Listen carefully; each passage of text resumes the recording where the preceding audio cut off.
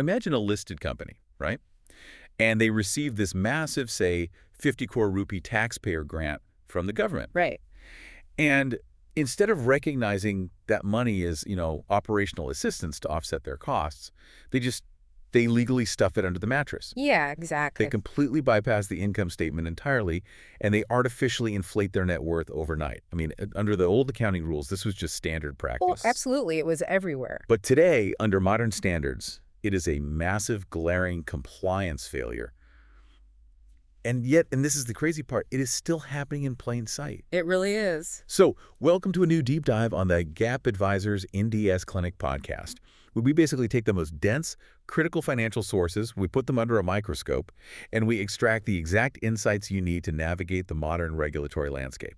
And before we unravel exactly how a major company made this specific error, because it's a big one, we really need to lock in the baseline parameters for you, the listener. Yeah, let's set the ground rules. Right. So whenever we discuss financial reporting mechanics, the environment just has to be absolute. So for the entirety of this analysis, our functional currency and our presentation currency is strictly the Indian rupee. Okay, Indian rupee.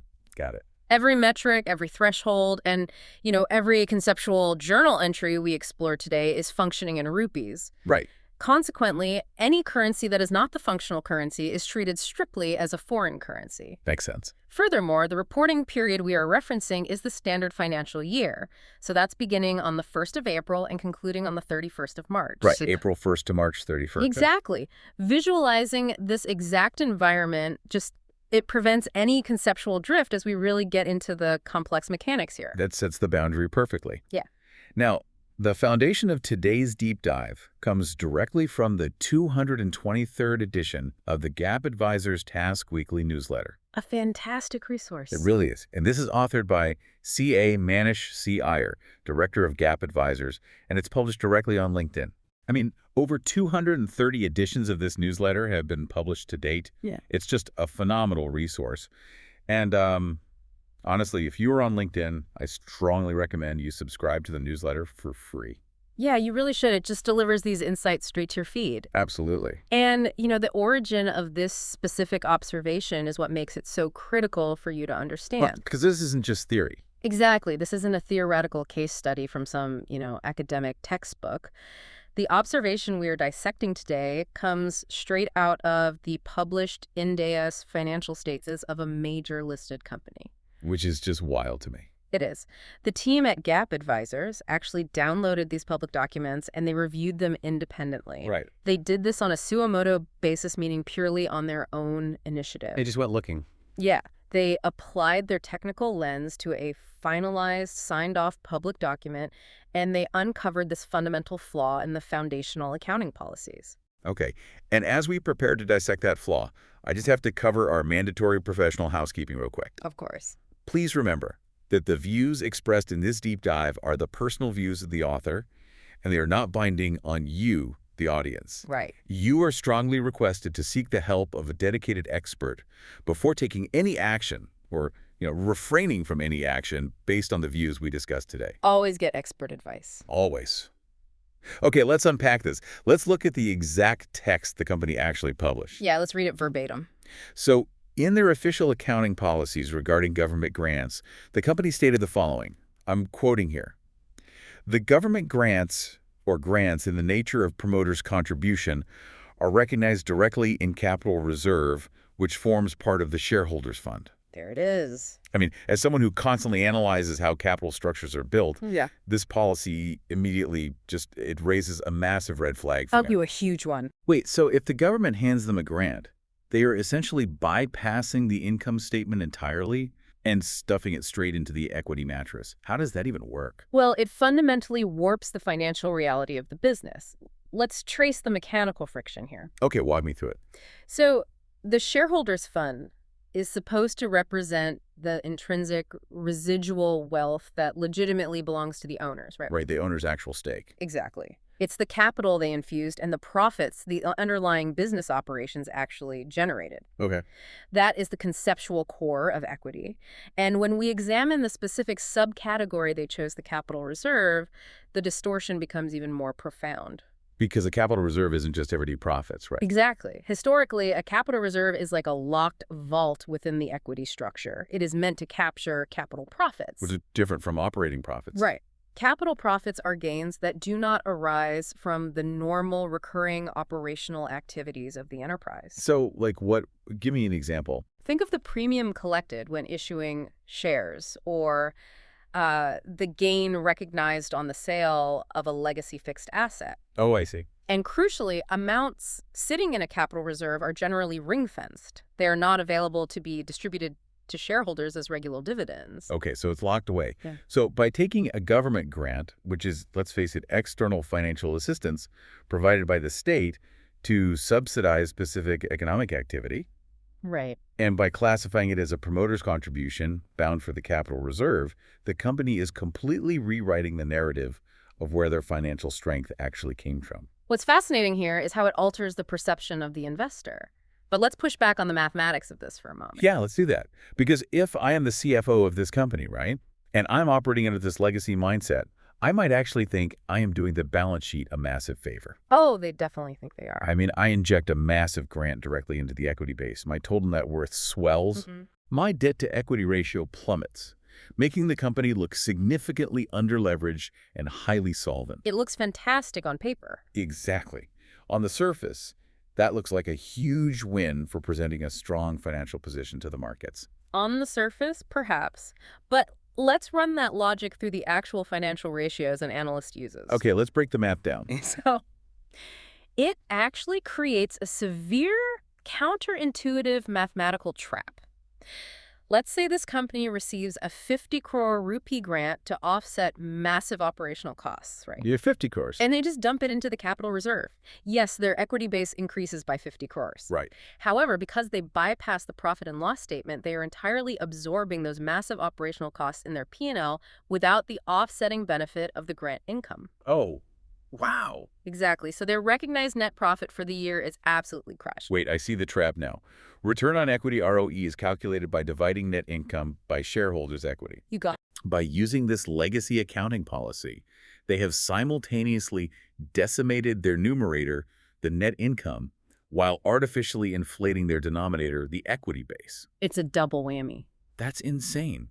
They haven't just misrepresented the nature of the grant, they have mathematically engineered a collapse in their own reported return on equity. Exactly right. The company looks incredibly inefficient at generating returns on its stated capital. It completely distorts the predictive value of the financial statements. An investor looking at those numbers cannot accurately assess the operational yield of the business. Because the state's subsidy has been misclassified as owner's capital. Precisely. And this leads us to the critical realization of why this happened in the first place. Why does they do it? The GAAP advisor's analysis notes a key detail. The company explicitly stated they simply continued the policy followed in previous GAAP. Oh, previous GAAP, the ghost of accounting past. Exactly. This really highlights the immense psychological and procedural friction of transitioning accounting frameworks. Because old habits die really hard in corporate finance. They do. Previous GAAP actually permitted this treatment. It allowed certain grants to be viewed through the lens of a promoter's contribution. But we really have to understand the historical context that incubated that logic, right? Yeah, we do.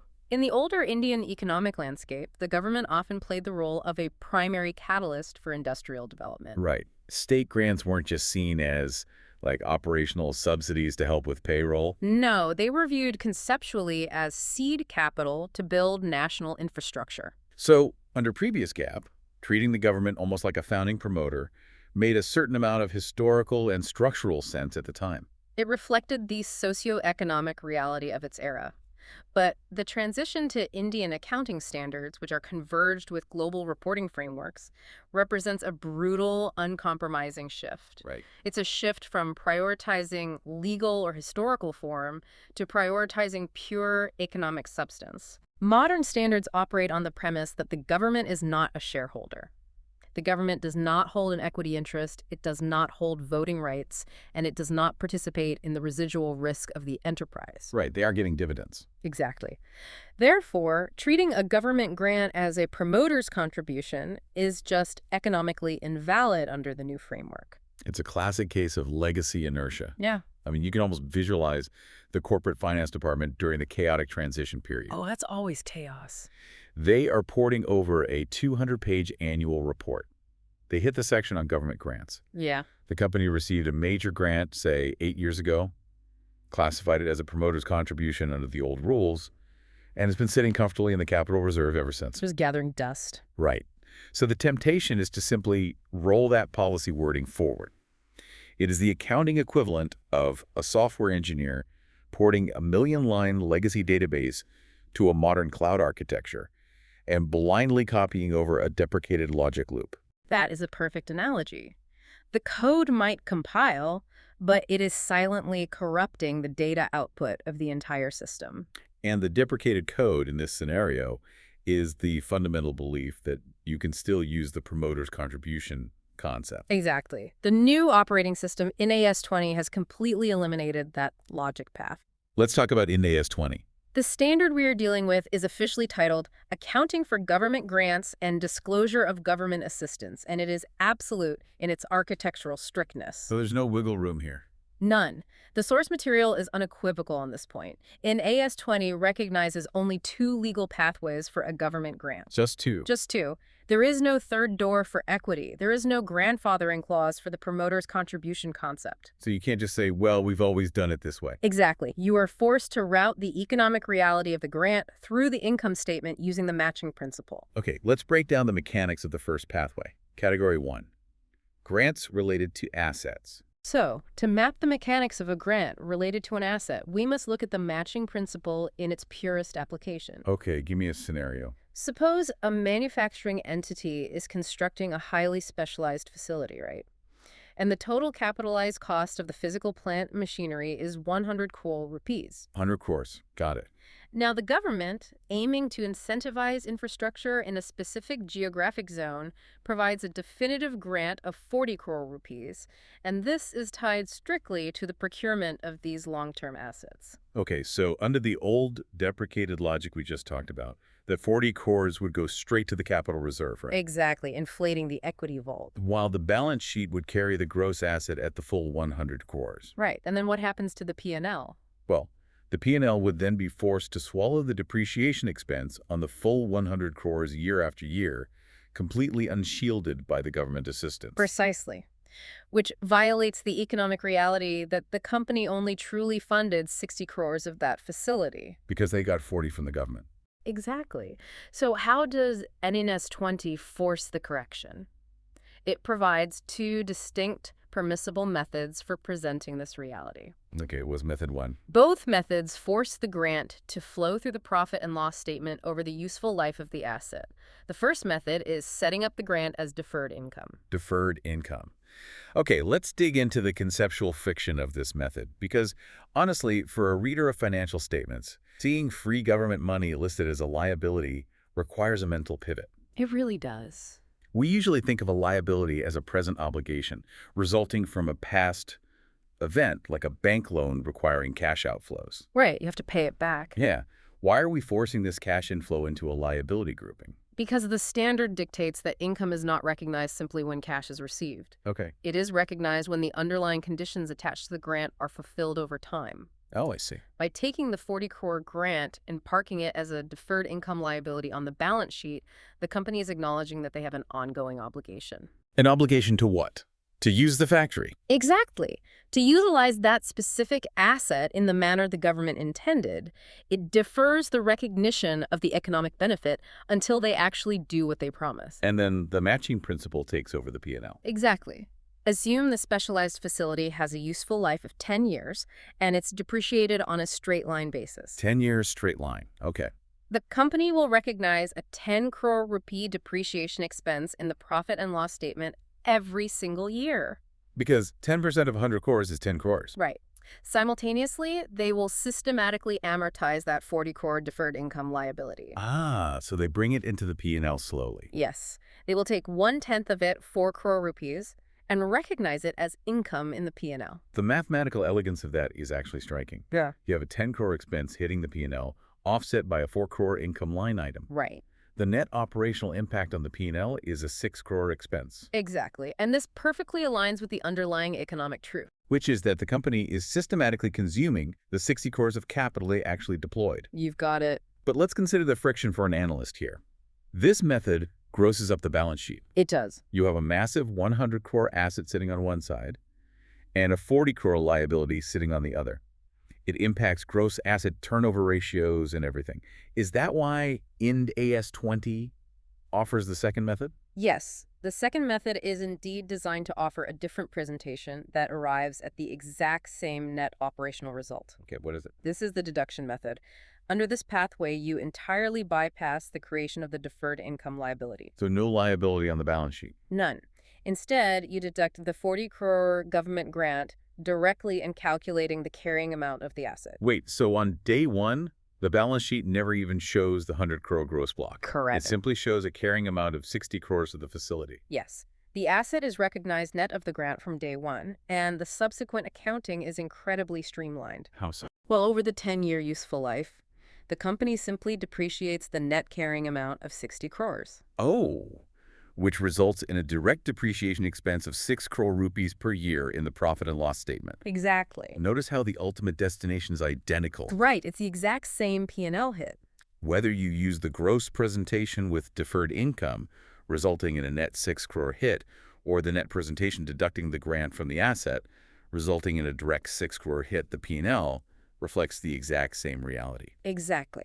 If we connect this to the bigger picture by forcing grants into these two categories, Ind AS 20 ensures absolute transparency. And what is most critical, and what ties directly back to the Sumoto observation by GAAP advisors, is what neither of these Ind AS 20 methods allows. Right. Neither method permits you to take a single rupee of that 40 crore grant and permanently lock it away in the shareholders fund as a capital reserve. Absolutely not. It completely dismantles the ability to artificially inflate the equity base using state funds. The grant is inextricably tethered to the asset it subsidized. And it must die systematically alongside that asset through the income statement. Okay, that covers the assets.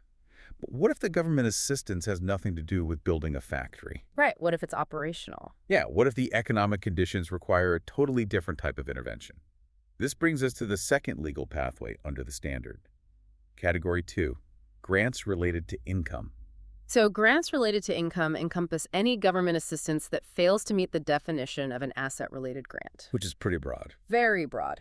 These are typically designed to compensate the entity for specific immediate expenses incurred or, to provide urgent financial support with no future-related costs. Let's build a scenario around this to see how the matching principle holds up when there is no depreciating asset to anchor it to. Okay, let's do it. Imagine a hospitality company operating during a severe systemic economic downturn, like a pandemic or something. Right. Revenues are down to zero. Exactly. To prevent mass redundancies and stabilize the local economy, the state government introduces a wage retention scheme. Common intervention. They grant the hospitality company 5 crore rupees, strictly stipulated to cover frontline payroll costs for the upcoming quarter. Okay, so a 5 crore lifeline just for payroll. Right. Under the flawed legacy policy published by the company in our core observation, they would attempt to recognize that 5 crore operational lifeline as a promoter's contribution and inject it straight into the capital reserve. Which, when you map it out, creates a monstrous distortion in the reporting period. Walk me through the distortion. Well, the company's profit and loss statement is going to take a devastating 5 crore hit in employee benefit expenses for that quarter. Because they still have to pay the employees. Right. If they hide the offsetting grant in the equity vault, their P&L will show an agonizing operational loss. Terrifying their investors and creditors. Exactly. While their balance sheet absurdly shows a 5 crore expansion in owner's equity. Oh, wow. It portrays a company that is operationally bleeding to death while somehow mysteriously generating capital wealth. It is a completely fractured narrative. That fractured narrative is precisely what Ind AS 20 prohibits, right? Yes. The standard mandates that grants related to income must be recognized in the profit or loss statement on a systematic basis. Over what period? Over the exact periods in which the entity recognizes the related costs that the grant is intended to compensate.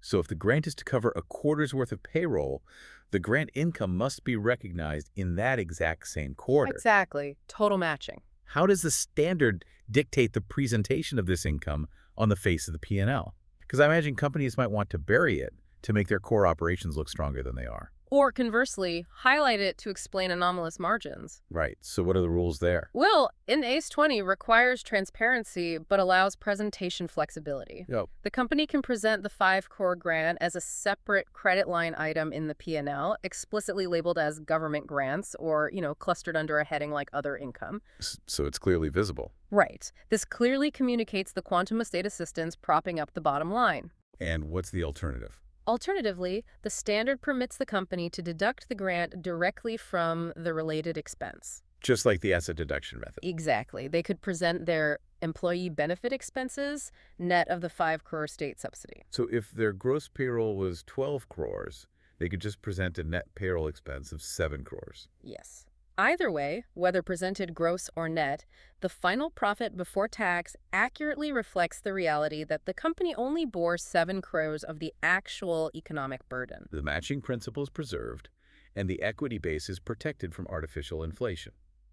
When we aggregate the strict requirements of these two categories, the philosophical intent of Ind AS 20 becomes crystal clear. It really does. It is an architecture of radical transparency. It demands that the financial statements reflect the true, unvarnished economic reality of the entity's performance. By forcing all government assistance through the gauntlet of the matching principle, it strips management of the ability to use state funds to manipulate capital structures. Or obscure operational inefficiencies. Exactly. So what does this all mean?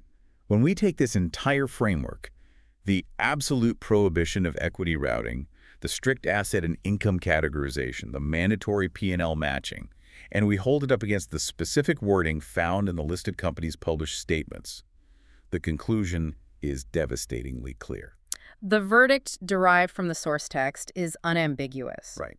Because the listed company continued its previous GAAP policy and explicitly stated that it recognizes grants in the nature of promoters' contribution directly in the capital reserve, it has categorically failed to comply with the requirements of Ind AS 20. The structural failure. The policy itself, printed in black and white in a public document, constitutes a structural violation of the accounting standard. It is staggering that a single sentence carried over from an old era can completely compromise the compliance of an entire section of a finalized financial report. It happens more than you'd think. And this brings us to the crucial pivot in our analysis. Identifying the error in a sterile environment like we just did is one thing, but we really have to contextualize the immense pressure under which these documents are produced and audited. Oh, the pressure is immense. If you are an auditor, a signing partner, or a chief financial officer listening to you, you know the reality of the reporting cycle. It's never neat. Right. You are not dealing with a neat, isolated textbook problem about a single grant.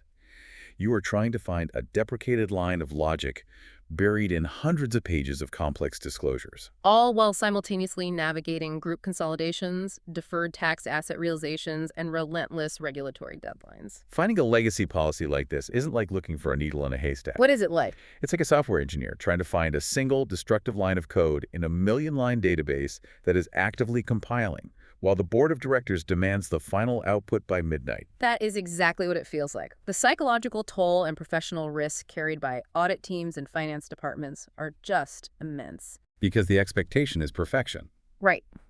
Auditors are required to provide reasonable assurance to the markets, the regulators, and the shareholders that the financial statements are free from material misstatement and comply entirely with the Ind AS framework. Yet, as this suo motu review proves, massive entities with deep resources are failing to identify these legacy traps.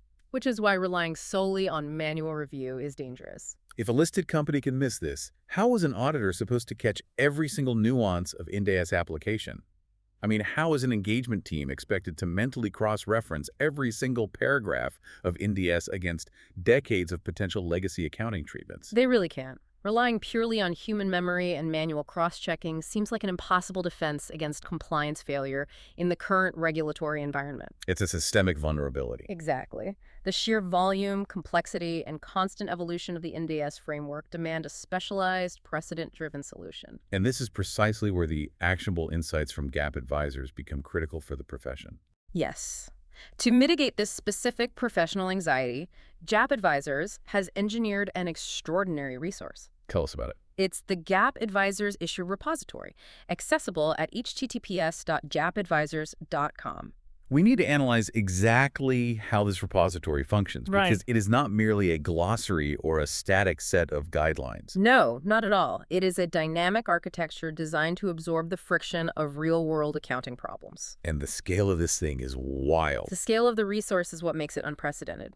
The repository currently hosts over 4,500 highly specific, meticulously documented issues and their expert responses. Covering both Ind AS and Indian GAAP. Exactly. Over 4,500 issues. Let's contextualize that number. 4,500 times a finance professional, an auditor, or a CFO hit a wall. Right. They encountered a nuanced, complex transaction, much like trying to determine the transition mechanics of a legacy promoter's contribution, and the standard text alone was insufficient to provide a clear, risk-free path forward. So what did they do? The experts at GAAP Advisors dissected those real-world friction points, resolved them, and documented the precise technical logic.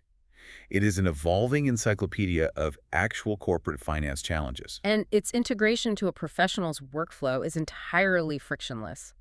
Any person, whether a signing audit partner managing a massive engagement, a corporate finance manager deep in the weeds of consolidation, or a student navigating the complexities of the profession. Anyone. They can register on https://gapadvisors.com completely free of charge. The accessibility is crucial, but the interactive capability is where it fundamentally changes the risk profile for an auditor. How so? Imagine you're sitting in the audit room late at night, staring at a convoluted government subsidy agreement. A familiar feeling. Right, and you're wrestling with how Ind AS 20 interacts with the company's legacy asset register.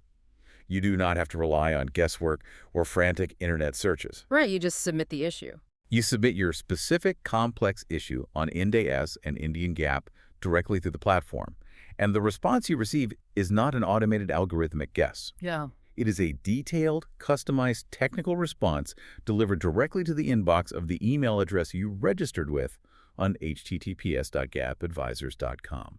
And to truly grasp the value of that email, we must look at it through the lens of audit regulatory requirements. Oh, documentation. Exactly. The modern audit environment is governed by uncompromising standards regarding documentation. The foundational rule of audit defense is, if the procedure and the rationale are not comprehensively documented, the auditor has no standing. You cannot simply tell a regulator that you internally debated the legacy policy and felt it was probably acceptable. They will laugh you out of the room. You need an unassailable trail of evidence proving your professional skepticism and the technical basis for your conclusion. Which is extremely helpful, particularly for auditors who need to document how they addressed any issue on the application of Ind AS. When an auditor encounters a complex policy clash, like the Capital Reserve issue we analyzed, and submits the scenario to GAAP Advisors, the detailed response they receive is far more than mere guidance. It's proof. It constitutes independent, third-party, specialized technical documentation.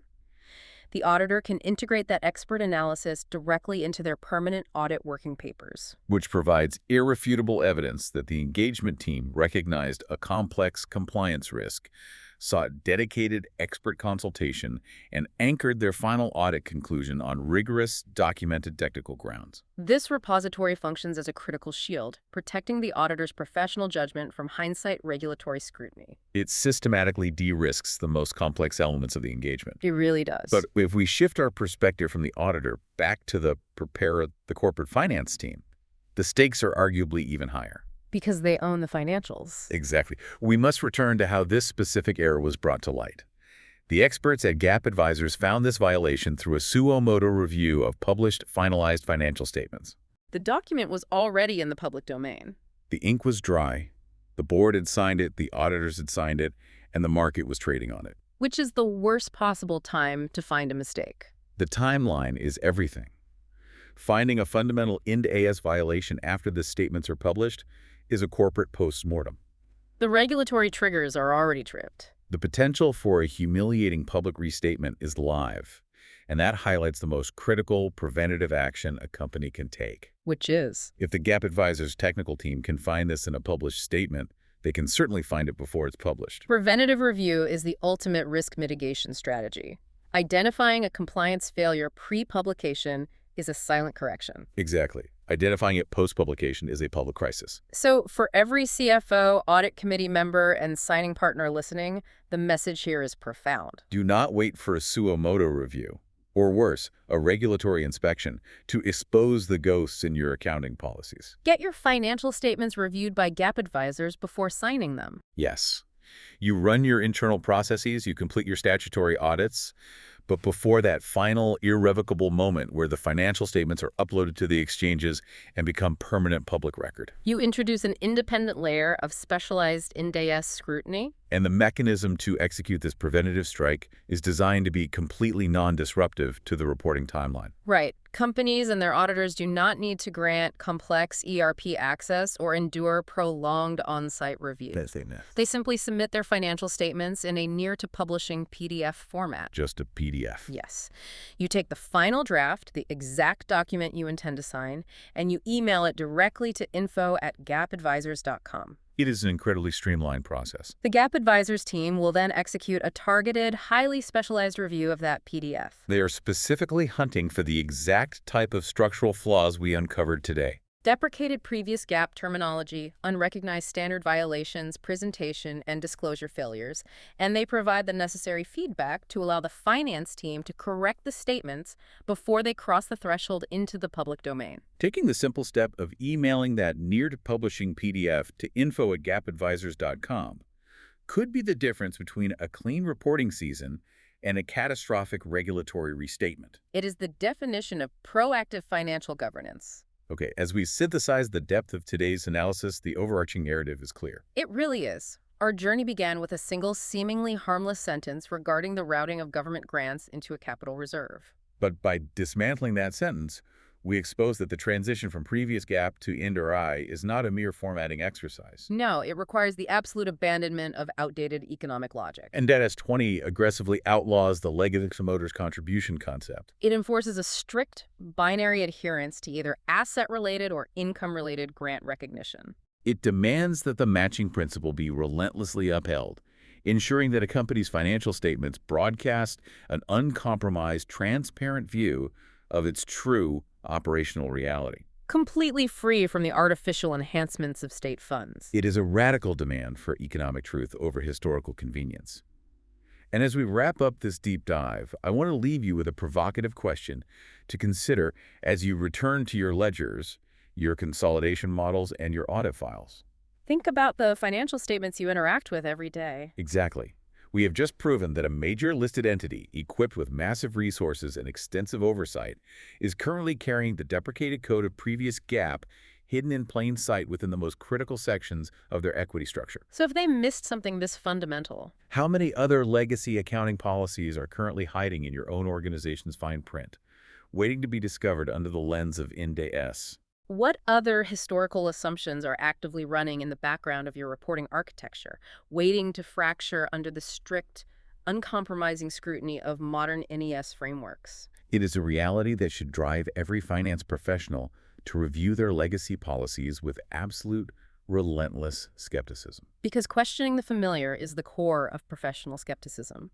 Complacency with historical precedent is the fastest route to a compliance failure. So true. We want to express our sincere gratitude to you, the audience, for dedicating your time to learning and improving your professional practice today. Your commitment to untangling these complex mechanisms is what drives the integrity of the entire financial reporting ecosystem. Thank you for engaging with this analysis. Thank you all for joining us on this rigorous exploration. Before we sign off, we have an important request. Please share this. Yes. The technical mastery of Indian accounting standards is a critical asset, and we need to ensure this knowledge reaches every corner of the profession. Please take a moment to share this podcast among your contacts. Send the link to your colleagues. Distribute it within your audit and finance teams, and most importantly, share it with students who are currently pursuing the CA course. They are the future architects of our financial market. Exactly. Mastering these conceptual friction points early will make them formidable professionals.